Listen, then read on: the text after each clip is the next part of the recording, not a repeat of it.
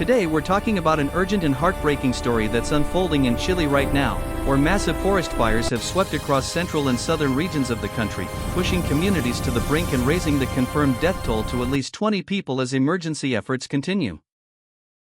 This is one of the most devastating wildfire events Chile has faced in recent years, driven by extreme weather conditions including intense heat, strong winds, and prolonged dry spells, which have made the flames spread rapidly and made firefighting incredibly difficult.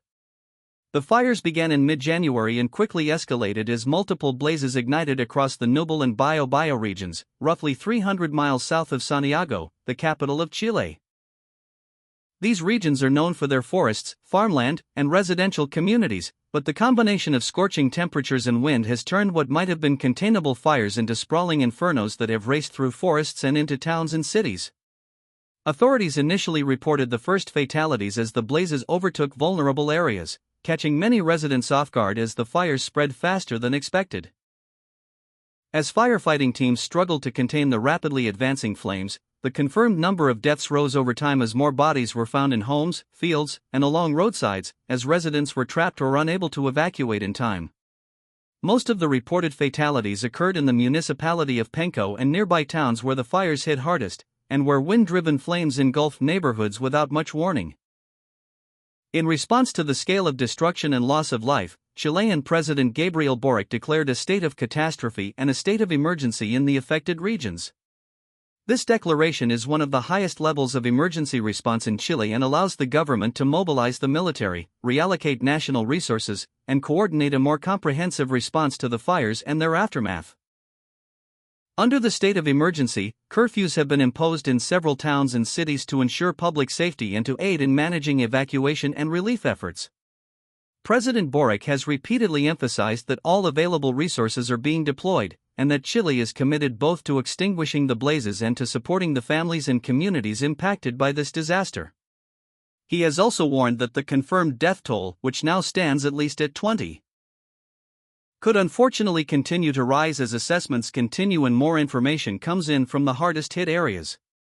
Across the affected regions, firefighters, emergency responders, military personnel, and volunteers are working around the clock to contain more than 24 active fires, even as hot temperatures persist.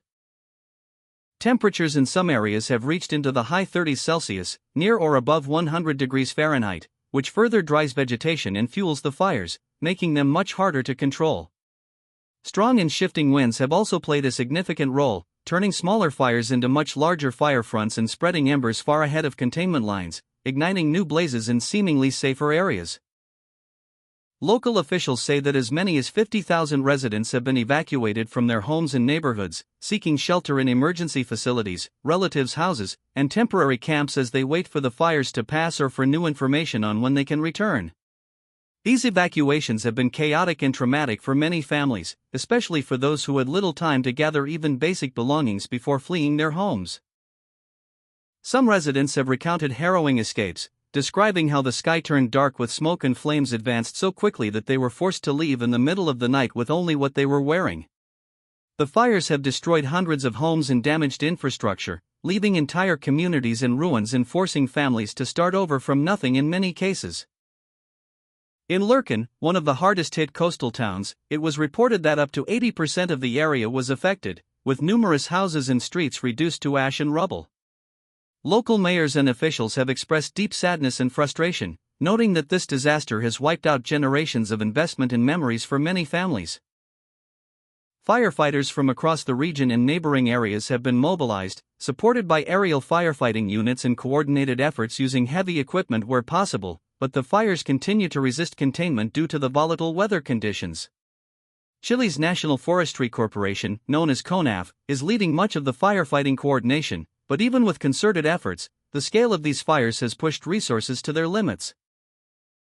Officials have issued ongoing warnings about the dangers of the terrain and the risks that remain as long as the extreme weather conditions persist, urging communities to remain vigilant and follow evacuation orders promptly. Some experts say that these fires are part of a broader trend of increasingly severe wildfire seasons in Chile and other parts of the world, linked in part to climate change, prolonged drought, and rising temperatures that make landscapes more susceptible to large fires. In fact, Chile has faced several severe wildfire events in recent years, including a particularly deadly outbreak in 2024 that led to well over 100 fatalities and widespread destruction. Comparing past events to this current situation highlights how recurring fire seasons are putting growing pressure on local communities, emergency services, and national resources. In the short term, Chile's priority continues to be saving lives, controlling the spread of the fires, and getting urgent assistance to those who have lost their homes, belongings, and loved ones. Medical teams are on the ground treating injuries from burns, smoke inhalation, and other related health issues, while mental health workers are also being called in to help survivors cope with the trauma of losing homes and family members. Humanitarian aid, both local and international, is being coordinated to provide food, shelter, clothing, medical care, and emotional support for displaced families who have nowhere else to go.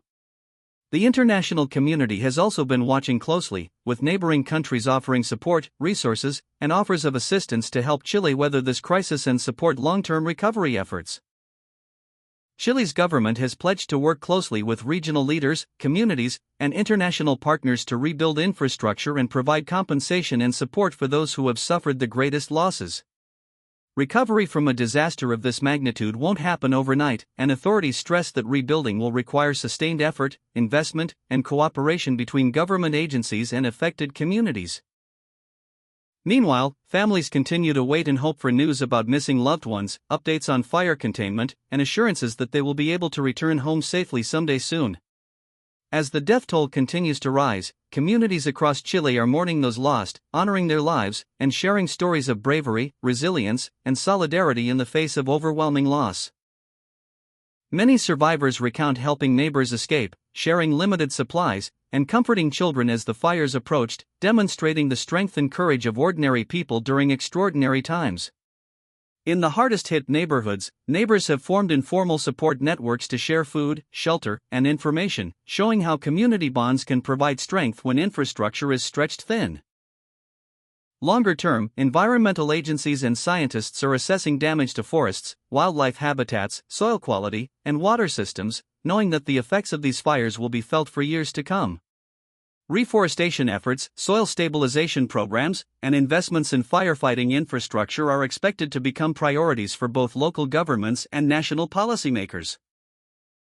Debates about climate adaptation, disaster preparedness, and investment in early warning systems have already begun as leaders look for strategies to prevent future tragedies and better protect vulnerable populations. For now, though, the focus remains on saving lives, protecting those still in harm's way, and bringing comfort to the families who have suffered immeasurable losses during this devastating chapter of Chile's history. Thank you for watching, and if you found this explanation helpful, please take a moment to share this information and support those affected in any way you can.